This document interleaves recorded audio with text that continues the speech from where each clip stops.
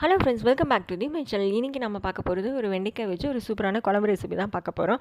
அதுக்கு முன்னாடி நீங்கள் என்னோட சேனலை சப்ஸ்கிரைப் பண்ணாமல் இருந்தீங்கன்னா மறக்காமல் சப்ஸ்கிரைப் பண்ணிக்கோங்க. பக்கத்தில் இருக்க பெல் சிம்பலையும் கிளிக் பண்ணிக்கோங்க. வாங்க வீடியோக்குள்ளே போகலாம். இது செய்கிறதுக்கு நல்லா வெண்டைக்காய் நல்லா கொஞ்சம் நீளமாகவே நான் கட் பண்ணி வச்சுருக்கேன். நம்ம இந்த மாதிரி குழம்பு செய்கிறப்ப கொஞ்சம் நீளமாக கட் பண்ணி செஞ்சால் நல்லாயிருக்கும். இதுக்கு அரைச்சிக்கிறதுக்காக நான் கொஞ்சம் தேங்காய், ஒரு அரை ஸ்பூன் சீரகம், அரை ஸ்பூன் மிளகு, ஒரு பிஞ்ச் அளவுக்கு வெந்தயம் எடுத்திருக்கேன், அரை ஸ்பூன் சோம்பு, ஒரு ஸ்பூன் அளவுக்கு கொத்தமல்லி விதை எடுத்திருக்கேன். இது அஞ்சையுமே நம்ம நல்லா வறுத்து அதுக்கப்புறமேல் தேங்காய் கூட சேர்த்து அரைக்க போகிறோம். அதுக்கு முன்னாடி வெண்டைக்காயை கொஞ்சமாக எண்ணெய் ஊற்றி நல்லா லைட்டாக வறுத்துக்கலாம்.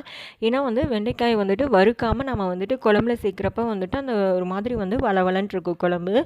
அதனால் இந்த மாதிரி எண்ணெய் சேர்த்து எண்ணெய் சூடானதுக்கு அப்புறமேல் ஒரு 5 நிமிஷம் பக்கமாக இந்த வெண்டைக்காயை இதில் போட்டு நல்லா வறுத்துக்கலாம். அப்போ தான் நல்லா அந்த வளவளப்பு தன்மையெல்லாம் இல்லாமல் நமக்கு இருக்கும்.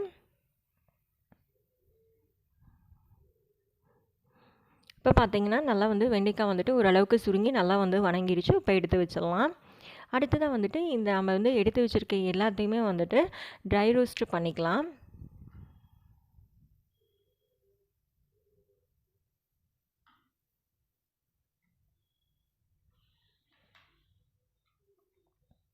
இது எல்லாத்தையும் நல்லா வறுத்துட்டு நம்ம ஆறுனதுக்கு அப்புறமேல அரைச்சி எடுத்துக்கலாம் தேங்காய் சேர்த்து.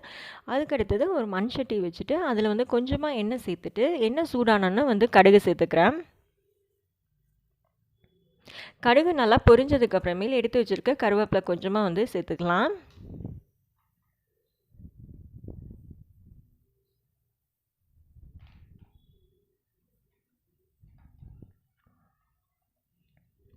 கருவேப்பிலை நல்லா பொரிஞ்சதுக்கு அப்புறமேல் ஒரு பெரிய வெங்காயம் கட் பண்ணி வச்சுருக்கேன். அதையும் இது கூட சேர்த்து நல்லா வணக்கி விடலாம்.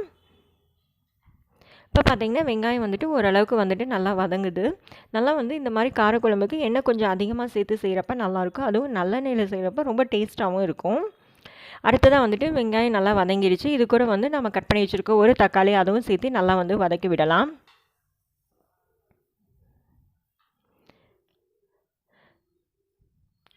தக்காளி வதங்குறப்பவே அது கூட ஒரு அரை ஸ்பூன் அளவுக்கு மஞ்சள்தூள் சேர்த்துக்கலாம். அடுத்தது காரத்துக்கு தேவையான அளவுக்கு நான் குழம்பு மிளகாத்தூள் சேர்த்துக்கிறேன். நீங்கள் இது சேர்க்காமல் நம்ம கொத்தமல்லி, சீரகம், மிளகெல்லாம் வறுத்து அரைக்கிறப்பவே காரத்துக்கு தேவையான அளவுக்கு வரமிளகாய் சேர்த்து கூட நீங்கள் அரைச்சிக்கலாம். நான் அது மாதிரி சேர்க்காமல் நான் சாம்பார் மிளகாத்தூளையும் சேர்த்துக்கிறேன். நான் 1.5 ஸ்பூன் அளவுக்கு சேர்த்துக்கிட்டேன். நீங்கள் உங்களோட காரத்துக்கு தகுந்த அளவுக்கு சேர்த்துக்கோங்க. நல்லா தக்காளியெல்லாம் நல்லா மேஷ் பண்ணி விட்டு நல்லா வதக்கி விடுங்க எண்ணெயில். இப்போ நம்மளோட வெங்காயம் தக்காளியெல்லாம் ரெடி ஆயிடுச்சு. அதுக்கு அடுத்து தான் நம்ம அரைச்சி வச்சுருக்க பேஸ்ட்டெல்லாம் இது கூட சேர்த்துக்கலாம்.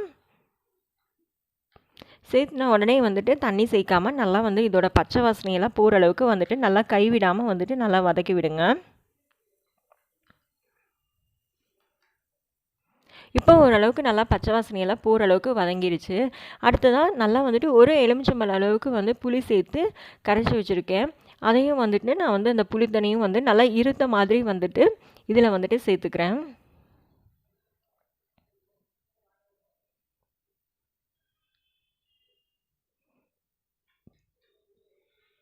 நல்லா புளியோட பச்சை வாசனை போகிற அளவுக்கு நல்லா கொதிக்க ஆரம்பிக்கட்டும். இப்போ பார்த்தீங்கன்னா நல்லா ஓரளவுக்கு குழம்பு கொதிக்க ஆரம்பிச்சிருச்சு. நீங்கள் தேவையான அளவுக்கு தண்ணி சேர்த்துட்டு நல்லா கொதிக்க விடுங்க. இது கூட குழம்புக்கு தேவையான அளவுக்கு உப்பும் சேர்த்துக்குங்க.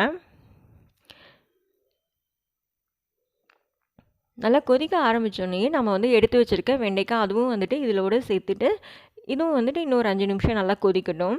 அப்போ தான் வெண்டைக்காய் நல்லா முழுசாக நல்லா வெந்து குழம்பு நல்லா சுண்டி வரும்.